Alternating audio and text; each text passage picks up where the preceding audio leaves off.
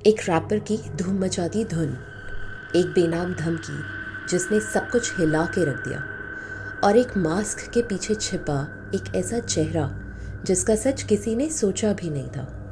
गोल्डी बरार, ये नाम सुनते ही दिमाग में आता है डर, क्राइम और अंडरवर्ल्ड। 1 करोड़ की डिमांड और सीधे मौत की धमकी, वरना जान से मार दूंगा। पर दोस्तों, असली कहानी जो इस धमकी के पीछे छिपी है वो उससे कहीं ज़्यादा चौंकाने वाली है और अजीब है। नमस्ते दोस्तों, मैं हूँ निशा और आप सुन रहे हैं द मिडनाइट क्रॉनिकल्स। आज हम उस कहानी की तह तक जाएंगे जहाँ एक गुमनाम लड़के ने इंटरनेट की आड़ में आर्टिस्ट को मौत के मुंह में धकेलने की धमकी दी। ये कहानी सिर्फ एक क्राइम की नहीं है, बल्कि डिजिटल दुनिया की डार्कनेस और उसके डेंजर्स की है, और उसका सच आपको सच में हिला के रख देगा।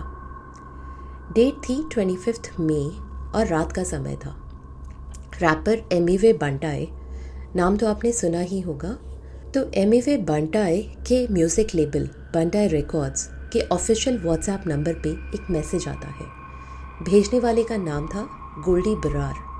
जी हाँ, ये वही नाम है जो सिद्धू मूसेवाला के मर्डर से जुड़ा हुआ है, वही नाम जो अब एक infamous gangster Lawrence Bishnoi gang के साथ भी जोड़ा जाता है। मैसेज में साफ साफ लिखा था कि मैं गोल्डी बरार बोल रहा हूँ, तुम्हारे सिंगर को मार डालेंगे, 24 घंटे में 1 करोड़ चाहिए। इस मैसेज में यूएस बेस्ड रोहित गोदारा का नाम भी लिया गया था, जो लॉरेंस बिश्नोई गैंग का एक और करीबी माना जाता है। अब सोचिए, एक आर्टिस्ट जो रात दिन अपनी मेहनत से अपने मुकाम पे पहुंचता है और अपने दोस्त सिद्धू मूसेवाला को श्रद्धांजलि देने के लिए एक गाना बना रहा है, और ठीक उसी दिन जिस दिन उसका ये ट्रिब्यूट ट्रैक रिलीज़ होने वाला है, उस दिन कोई अजनबी जान से मारने की उसे धमकी दे रहा है। टाइमिंग भी ऐसी थी कि शक सीधा बड़े गैंगस्टर्स पर जाए। एमिवे और उनकी टीम के लिए ये किसी सदमे से कम नहीं था। तो पहले जानते हैं कि एमिवे बंटाई कौन है और ये धमकी उनके लिए इतनी बड़ी बात क्यों थी। एमिवे यानी मोहम्मद बिलाल शेख, ये एक सेल्फ मेड रैपर है। मुंबई की गलियों से उठकर बिना किसी प्रोड्यूसर और म्यूज़िक लेबल के सपोर्ट के उन्होंने अपने दम पर यूट्यूब पे करोड़ों व्यूज़ और लाखों सब्सक्राइबर्स कमाए हैं। उनकी लाइफ स्टोरी अपने आप में एक इंस्पिरेशन है। स्ट्रगल से स्टारडम का सफ़र, वो अपनी इंडिपेंडेंट पहचान के लिए जाने जाते हैं। और ये धमकी सिर्फ एक पर्सनल अटैक नहीं थी, ये एक इंडिपेंडेंट आर्टिस्ट की आवाज़ पर और उसकी आज़ादी पर हमला था। खासकर तब जब वो अपने दोस्त लेट सिद्धू मूसेवाला को श्रद्धांजलि दे रहा था, जिनके मर्डर में भी यही गैंगस्टर नेटवर्क शामिल माना जाता है। ऐसे में ये थ्रेट सिर्फ पैसों का नहीं, बल्कि एक डर फैलाने की कोशिश भी लग रही थी। पुलिस ने इस मामले को बहुत सीरियसली लिया। नवी मुंबई की पुलिस का एनआरआई कंट्रोल पुलिस टीम ने तुरंत एक्शन लिया और मैसेज की टेक्निकल एनालिसिस शुरू की। मैसेज भेजने वाले नंबर को ट्रेस करते करते वो महाराष्ट्र से सीधा असम पहुंच गए, सोनितपुर ज़िले में। और वहाँ जो मिला वो किसी फिल्मी कहानी से कम नहीं था। एक 19 साल का लड़का पकड़ा गया। नाम था अर्नव रामिन कुमार हलोई। जी हाँ, ये एक बीकॉम फर्स्ट ईयर का स्टूडेंट था। कोई गैंगस्टर नहीं था, कोई अंडरवर्ल्ड कनेक्शन भी नहीं था। बस पुलिस भी हैरान थी और अर्नव ने खुद कबूल किया कि ये धमकी उसी ने भेजी थी। उसने गोल्डी बरार और रोहित गोदारा जैसे इनफेमस गैंगस्टर्स के नाम इसलिए इस्तेमाल किए थे ताकि उसकी धमकी को सीरियसली लिया जाए और उसे जल्दी से पैसे मिल सकें। अर्नव ने ये भी कन्फेस किया कि उसने ऐसे ही धमकी भरे मैसेज बिहार और पंजाब के 2 और फेमस सिंगर्स को भेजे थे, लेकिन उन सिंगर्स ने पुलिस में शिकायत दर्ज नहीं कराई। शायद इस वजह से अर्नब का हौसला और बढ़ गया और उसने इस बार एमिवे जैसे बड़े रैपर को टारगेट किया। अब ये इन्फॉर्मेशन अवेलेबल नहीं है कि उन दोनों सिंगर्स ने पैसे दिए भी या नहीं दिए। अब सवाल उठता है, ये अर्नव रामिन कुमार हलोई है कौन? उसकी दुनिया कैसी है? पुलिस की शुरुआती जांच और मीडिया रिपोर्ट्स के मुताबिक अर्नव सोनितपुर ज़िले का एक नॉर्मल सी फैमिली से आता है। वहाँ बीकॉम का स्टूडेंट है और उसका कोई क्रिमिनल बैकग्राउंड नहीं है।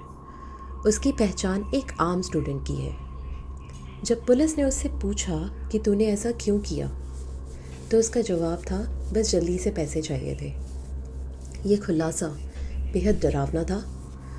एक आम स्टूडेंट जिसका कोई आपराधिक बैकग्राउंड नहीं है, सिर्फ जल्दी पैसा कमाने के लालच में उसने इतना बड़ा और संगीन क्राइम कर दिया।